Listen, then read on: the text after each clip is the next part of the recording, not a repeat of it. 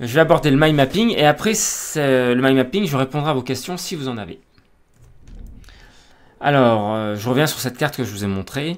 Donc, souvenez-vous, le mind mapping, c'est un outil centralisé. On commence par le cœur de carte. Donc, c'est le sujet principal, c'est ce qu'on met au centre de la feuille. Ensuite, on a les branches de premier niveau. Les branches de premier niveau, c'est les branches qui sont raccrochées directement sur ce cœur de carte. Ce sont les branches les plus importantes, avec les informations les plus importantes. Et pour chaque branche de premier niveau, on va ensuite avoir des ramifications. Donc on a, vous voyez, une gestion de la couleur qui est vraiment différente du sketchnoting. Souvent, on va mettre une couleur par branche de premier niveau et on va affecter cette même couleur en ramification. Il y a parfois d'autres façons de faire, de façon concentrique aussi, mais ça va dépendre de l'objectif que vous avez.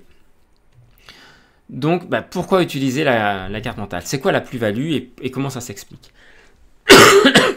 En fait, vraiment, la grande plus-value de la carte, c'est de la carte mentale, mais aussi d'autres outils de pensée visuelle, mais c'est encore plus fort pour la carte, c'est cette notion de spatialisation d'information. C'est comment je vais distribuer l'information dans l'espace sur votre feuille. On passe d'un mode complètement linéaire, avec la prise de notes classique, à un mode spatialisé. Et là, c'est fort, parce que vous allez être obligé de changer complètement vos habitudes et de passer, comme je vous le disais tout à l'heure, en mode d'écoute active et de ne pas vous lancer dans l'écriture des informations tout de suite, mais de prendre du recul physiquement et intellectuellement par rapport à l'information qui vous arrive pour déjà capter les mots-clés. Et une fois que vous les captez, vous allez les agencer de la façon qui vous paraît logique pour restructurer l'information. Et tout ce travail cognitif qui se fait de façon vraiment inconsciente quand on a l'habitude, n'est vraiment pas anodin. Et c'est ce travail-là qui vous permet d'avoir une proximité à l'information vraiment très importante. Ça vous permet de restructurer, par exemple, une conférence d'un conférencier qui n'est pas clair, par exemple. Ça m'est arrivé plusieurs fois. Ça vous permet aussi de voir les incohérences dans le discours de quelqu'un, de les mettre en évidence en faisant ça. Donc la spatialisation de l'information, ça vous permet aussi de faire ce que j'appelle des bonds dans le temps et dans l'espace. C'est-à-dire que vous pouvez très bien commencer à noter une information sur une branche et par exemple, si c'est en conférence, le conférencier fait un rappel d'un élément qu'il a déjà abordé sur une autre branche et il fait un complément et tout de suite, vous pouvez revenir sur cette branche-là et marquer le complément sur des ramifications par exemple. Et tout se fait de façon extrêmement fluide. Donc on n'est plus tenu par ce côté pavé de texte linéaire dans lequel on ne peut pas faire de lien. Ensuite, c'est un outil qui favorise, mais vraiment naturellement, la mémorisation. Alors pourquoi et comment? Tout simplement parce que quand vous faites une carte, comme je vous le disais, vous êtes en état d'écoute active et vous allez déjà écouter de façon vraiment attentive ce qui vous est dit ou ce que vous lisez. Vous allez chercher de façon consciente les bons mots-clés. Vous allez ensuite chercher où les mettre au bon endroit sur votre carte. Ensuite, pour certains mots-clés, vous allez décider de les représenter avec un pictogramme. Donc vous allez chercher un pictogramme. Ensuite, vous allez le représenter. Et en fait, tout ce que je viens d'exprimer là, ça se fait de façon inconsciente quand on maîtrise l'outil, ça va très vite. Mais ça permet de repasser plusieurs fois sur la même information. Et ça de façon complètement naturelle, sans faire un effort absolu de concentration pour mémoriser, ce qui est complètement contre-productif. Vous allez faire rentrer l'information toute seule. Ça, c'est un premier niveau d'acquisition d'information. Ensuite, on va avoir des techniques spécifiques avec la carte pour mémoriser sur le long terme. On a par exemple, pour la mémorisation à court et moyen terme, on a ce qu'on appelle la technique de questionnement rapide qu'on fait que je propose en formation, où en 7 minutes on mémorise une carte complexe sur un sujet assez complexe, volontairement une carte mal faite pour montrer que même dans ces conditions défavorables, on mémorise très facilement l'information. Et ensuite, pour mémoriser sur le long terme, il suffit tout simplement de passer cette carte, on va faire ce qu'on appelle une carte de référence, qui va nous servir de référence, et on la fait passer dans la moulinette de la révision espacée pour mémoriser très facilement. Et ça, toujours sans faire d'efforts hyper intenses pour mémoriser. C'est vraiment ça ce que j'appelle l'efficience. Et si certains pensent que je vends du rêve et que c'est des belles histoires, je vais vous raconter l'histoire de mon fils, qui a passé son bac l'année dernière. et il avait fait des cartes en troisième et il voulait plus trop en entendre parler. Donc je lui ai dit tu reviendras vers moi quand tu en auras besoin. Et c'est ce qu'il a fait pour le bac. Il m'a demandé de l'aider à cartographier tous ses cours d'histoire géo. Donc il m'a amené un cours. J'ai réalisé une carte avec lui en lui expliquant exactement ce qui se passait dans ma tête, comment j'opérais, pourquoi je faisais ça et comment je construisais la carte. Donc il a vu comment je faisais et ensuite il a cartographié tous ses cours. Il me les montrait, il venait me chercher s'il avait des soucis pour les pictogrammes. Donc sur les premières cartes, j'ai apporté quelques modifications. Après, il n'y avait pas besoin. C'est un outil qui est tellement facile à prendre en main quand vous formez avec quelqu'un qui vous permet d'aller vite et de ne pas tomber dans les ornières des erreurs des débutants. Donc il a fait ça. Et il a juste relu ses cartes, et il les visualisait, et en parallèle de ça, il regardait des documentaires sur le programme d'histoire. Donc c'est bien, c'est multicanal en termes de mémorisation, c'est parfait. Et en faisant ça, il a eu 19 sur 20 en histoire au bac. Alors même c'est plutôt un bon élève, et qu'il travaillait bien toute l'année, je pense que ce mode de révision-là, ça l'a quand même beaucoup aidé. Donc, je vous dis, ça favorise vraiment la mémorisation, c'est-à-dire l'encodage et le stockage, mais aussi le rappel. C'est-à-dire qu'avec les cartes, on va vraiment, ce qu'on appelle dans l'art de la mémoire, on va vraiment fabriquer des crochets mémoire. Donc voilà, ça favorise une mémorisation naturelle. Et bien sûr, c'est un très bon outil de clarification et de compréhension de l'information, puisque vous ne pouvez pas mettre des branches au hasard ou des mots par-ci par-là sur la feuille. Toutes les informations sont connectées ou interconnectées entre elles, ce qui vous permet d'être sûr d'avoir bien saisi le sujet. Donc c'est aussi très utile au quotidien. Alors à quoi ça va vous servir? Eh bien tout simplement, ça va vous servir à planifier. Donc là plutôt avec la carte numérique, je n'en ai pas trop parlé ici, mais on peut vraiment faire de la gestion de projet intéressante avec des outils comme moi j'utilise Xmind, où on va faire une carte numérique et on va dispatcher les grands thèmes. Et à partir d'une carte mentale, avec la version payante d'Xmind, vous pouvez la transformer, pour ceux qui aiment ça, en diagramme de Gantt en un clic, en affectant des ressources à chaque événement, en les timant, etc. Donc ça permet vraiment de gagner du temps parce qu'on va être sur une phase spatialisée avec la carte mentale sur la phase d'idéation et d'organisation des idées. Et d'un clic, ensuite, on passe sur le diagramme de Gantt pour la phase de production et le suivi de ce qu'on doit faire. On peut bien sûr prendre des notes. C'est une de mes grandes applications. C'est tout simplement un outil fantastique. Moi, tous mes entretiens téléphoniques, tous mes entretiens en face à face avec soit des prospects, soit avec des personnes que j'accompagne, tous ces entretiens-là, je les fais papier-crayon avec la carte. Je fais une carte simplifiée, comme je vous montrais, en noir et blanc. Et à la fin de l'entretien, je prends une photo et puis j'envoie ça à mon interlocuteur. Je vous l'ai dit, ça sert à mémoriser, et même plus que ça sert à apprendre, c'est-à-dire à monter en compétence. C'est-à-dire monter en compétence, à la fois acquérir du savoir, mais aussi du savoir-faire, c'est utiliser ce savoir et adopter la bonne posture, en fait, avec le savoir-être.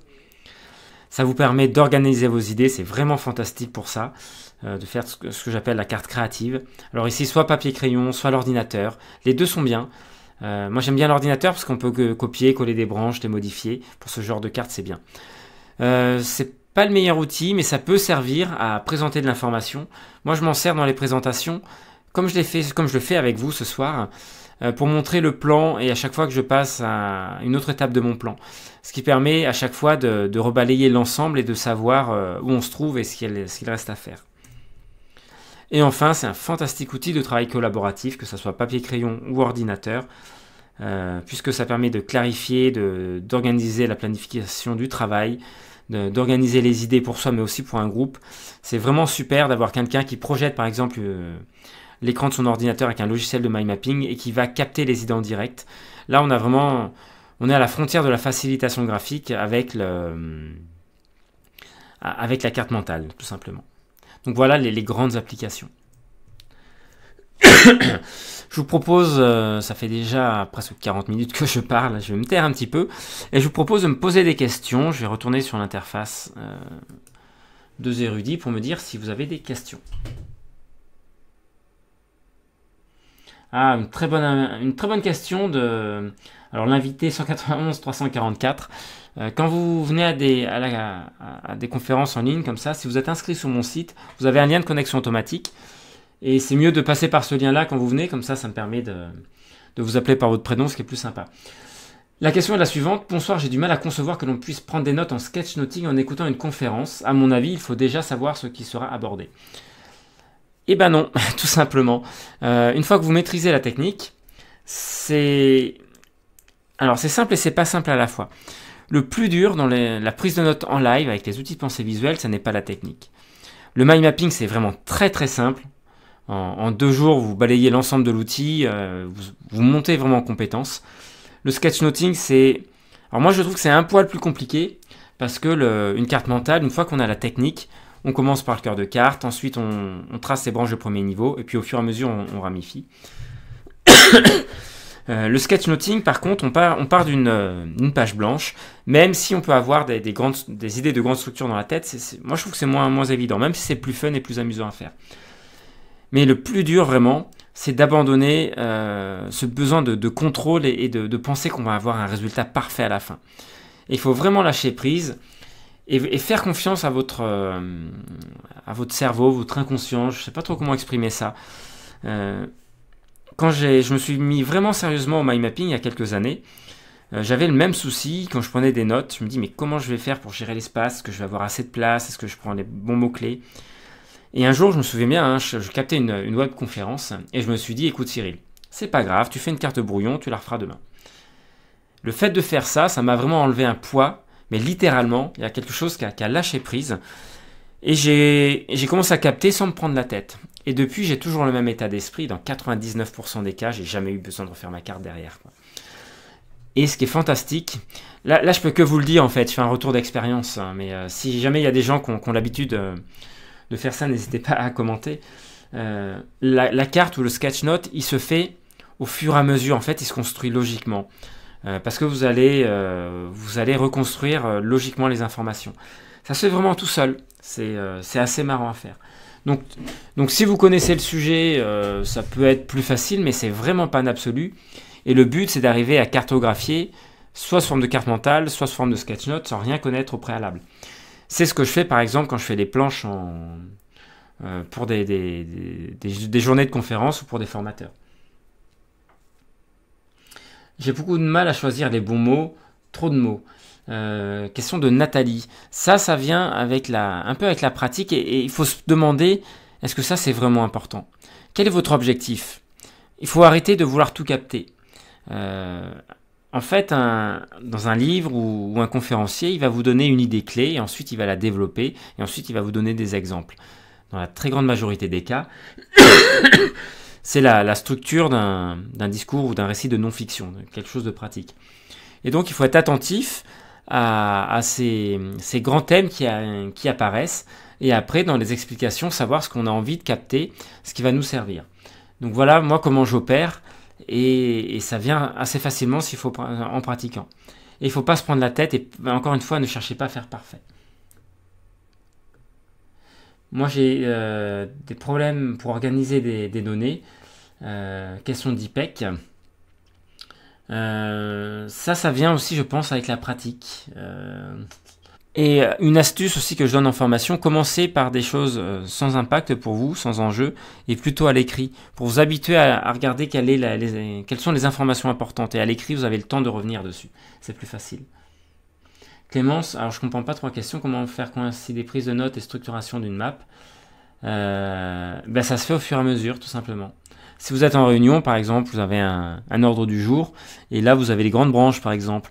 Sur une conférence, si le conférencier annonce le thème avant, c'est plus facile. Et s'il n'annonce pas, il faut lâcher prise et partir. Et des fois, vous vous tromperez. C'est pas grave.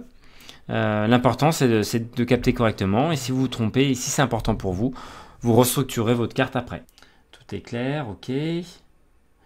Ah, très bonne question. Il n'y a pas de perte d'attention en dessinant et en organisant pour la prise de notes. Ça, c'est une question très très intéressante. Alors, en fait, il y a plusieurs phases dans le discours en général de quelqu'un qui présente de l'information. Il y a des phases parfois qui sont très intenses, et là, il faut être vigilant, et dans ce cas-là, moi, je capte que des mots-clés. Et il va y avoir des phases plus molles, entre guillemets, des phases creuses, où il va y avoir des exemples, des temps de questions-réponses. Et là, je n'ai pas forcément capté. C'est à ce moment-là, souvent, que j'illustre. Si je ne le fais pas en direct, c'est à ce moment-là que j'illustre les principes que j'ai écrits sous forme de mots-clés. Et le fait d'illustrer de cette façon-là, ça me permet, et c'est pas qu'à moi, c'est des retours que j'ai eu de beaucoup d'apprenants aussi, des stagiaires que j'ai eu, ça permet de maintenir quand même une attention sur ce qui est dit, tout en faisant des petits dessins, mais qui sont en relation avec la thématique, puisque j'illustre ma carte. Et dès que j'ai une information clé qui arrive, j'arrête les dessins et je repasse sur la collecte. Pour ça, c'est vraiment puissant, c'est exactement le contraire, on perd pas d'attention, on est beaucoup plus attentif en faisant ça encore. Alors Sébastien, j'aimerais que tu expliques comment étape par étape tu arrives à ta carte finale. Par exemple, je n'arrive jamais à voir la longueur du mot-clé qui est égale. Là, je vais pas faire ça ce soir. Tout simplement parce que j'ai pas le temps et parce que c'est des choses que je fais en live en fait, en formation en live ou sur des prochaines formations en e-learning où je vais filmer comme en live en fait, parce que j'ai besoin de partager mon écran pour vous montrer exactement comment je fais. Donc là, ce soir, techniquement, je ne pourrais pas. Et puis, il y a une question de temps, en fait. Il est déjà presque 8 heures. Je voulais pas que ça dure trop longtemps. Félicitations pour le championnat. Bah, merci. Pour apprendre une langue, est-ce qu'on peut utiliser le mind mapping? Alors oui, ça peut aider, notamment pour la grammaire ou pour catégoriser du vocabulaire. Mais... Alors, je suis pas un spécialiste des langues, hein, mais moi, j'ai, on va dire, une intuition, une croyance que le meilleur moyen d'apprendre une langue, c'est de le faire de façon naturelle et de passer d'abord par l'oral. D'abord écouter, ensuite parler, ensuite lire et ensuite écrire. Et le fait de passer par là, notamment écouter beaucoup et se mettre à parler en faisant des fautes et sans avoir peur de faire des fautes, ça permet de comprendre la musique de la langue, la structure de la langue. Une fois qu'on a bien compris ça, ensuite, il n'y a plus qu'à faire un travail plus ou moins intense d'acquisition de vocabulaire, et puis ça va tout seul. Voilà, moi je pense que plutôt comme ça. Là où est intéressante la carte mentale, c'est pour avoir une vision macro de points de grammaire, par exemple, sur les différentes utilisations d'un temps, par exemple, du passé ou du futur, des choses comme ça. Ça permet d'avoir une vue d'ensemble des différentes utilisations du temps en anglais, par exemple. Ça peut être sympa, ça. Mind mapping pour apprendre les poèmes. Mind mapping ou sketchnoting, ça marche bien pour les poèmes. Illustrer les poèmes pour créer des encres chez les enfants qui permettent de souvenir de la première phrase et d'enclencher les suivantes. Ça marche plutôt bien. J'ai eu des très bons retours d'enseignants que j'ai formés. Ok, donc des merci. Merci à vous pour vos merci. Je suis en train de faire une mind map. Bravo, Majdabel. J'écoute la conférence et je suis en train de faire une mind map. Et ben, n'hésitez pas à la partager, à me l'envoyer par email. Je la regarderai avec plaisir. Nathalie, j'ai fait la même chose et je l'ai refaite le lendemain. Si ça peut vous aider, faites ça. Ça aide vraiment. Faut lâcher prise du besoin de perfection. C'est tellement important. Blandine, je prends mes notes de cours en sketch note, les voisins sont toujours surpris, je confirme. Ça fait toujours un effet fou et en général les gens viennent prendre des photos. J'ai suivi un parcours de 4 ans que je me suis construit en fait pour devenir formateur. C'était pas mon premier métier à la base. Et j'ai fini par une formation de 9 mois en continu il y a quelques années pour avoir le diplôme de formateur FPA, qui est un incontournable. Et pendant 9 mois, j'ai fait que des cartes mentales et que des sketch notes. Et ben, c'était beaucoup plus facile que pour les autres. Et certains venaient prendre des photos de ce que je faisais, mais le mieux, c'est de le faire pour soi quand même. En termes d'acquisition d'informations, c'est beaucoup mieux. Et j'ai eu des excellents résultats en plus, qui m'ont servi à... J'ai même vendu des formations au jury qui me faisaient passer l'examen. C'était assez amusant. Donc oui, on peut le faire en formation. Bonjour, comment programmer la révision des mind maps, des alarmes notées sur un agenda, feuille classée ou un classeur ou cahier blanc. Je vais pas tout développer ici parce que là il faudrait 1 heure ou 1 h 30. C'est ce que j'ai expliqué notamment dans l'abonnement à moi. Je sortirai peut-être ou je mettrai peut-être dans la future formation en ligne sur mind map comment apprendre avec la carte, où j'intègre la carte dans un système de révision espacée. Ça reprend notamment les travaux des bingos pour ceux qui connaissent. mais j'intègre vraiment la carte avec différentes façons de réviser avec la carte. Poème, chanson, comment faire? C'est pareil, je peux pas rentrer trop dans les détails parce que c'est des formations que je fais sur 2 jours pour les enseignants normalement. Vous comprenez bien que je voulais que ça dure qu'1 heure, ça fait déjà 50 minutes. Là, je vais pas pouvoir rentrer trop dans les détails vraiment techniques. Et il y a encore beaucoup de questions. Je vais passer assez vite.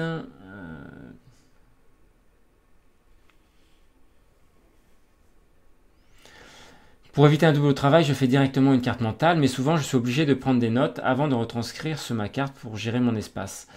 Pourquoi pas si ça vous aide. Mais avec l'expérience, c'est bien de passer directement sur la carte au final. Je suis étudiant en médecine et du coup je n'écoute pas le cours à l'oral, je l'ai sur papier. Est-ce que la rentabilité est la même? Non, c'est bien d'avoir les deux, et le visuel et l'auditif, très clairement.